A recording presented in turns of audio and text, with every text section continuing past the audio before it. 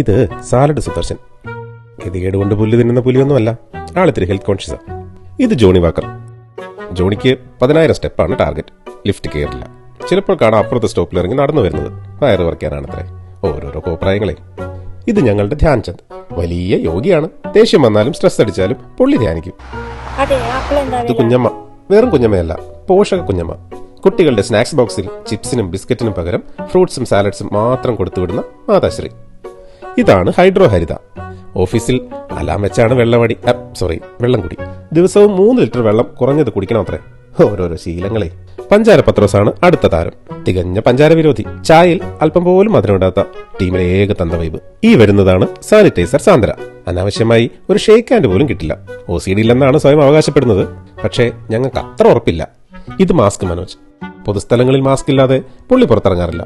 Mask മാറ്റാതെ ഭക്ഷണം കഴിക്കാൻ പറ്റിയിരുന്നെങ്കിൽ കക്ഷി അതും ചെയ്തേനെ. ഈ ഇരിക്കുന്നത് ആരോഗ്യശ്രീ ജിംനേഷ് കുമാർ. ആരോഗ്യമാണ് ലക്ഷ്യം. മിസ്റ്റർ കേരളയാണ് ഉള്ളത്. ഇവരെല്ലാം നമുക്ക് ചുറ്റുമുള്ള വ്യത്യസ്തരായ കഥാപാത്രങ്ങൾ. ആരോഗ്യ സംരക്ഷണത്തിനായി ഇവർ ചെയ്യുന്ന കരുതലുകളൊക്കെ പലപ്പോഴും നമ്മൾക്ക് വെറുമൊരു തമാശ മാത്രമാണ്. പക്ഷേ ഒന്നോർക്കണം, ആ കരുതലിനു പിന്നിൽ ഒരു സ്നേഹമുണ്ട്. തന്റെ കുടുംബത്തോടുള്ള, പ്രിയപ്പെട്ടവരോടുള്ള സ്നേഹം. എന്നും ആരോഗ്യത്തോടെ ഇരിക്കാനുള്ള പരിശ്രമം. നല്ല ആരോഗ്യശീലങ്ങൾ പിന്തുടരാം. നമുക്ക് വേണ്ടി, നമ്മുടെ പ്രിയപ്പെട്ടവർക്ക് വേണ്ടി.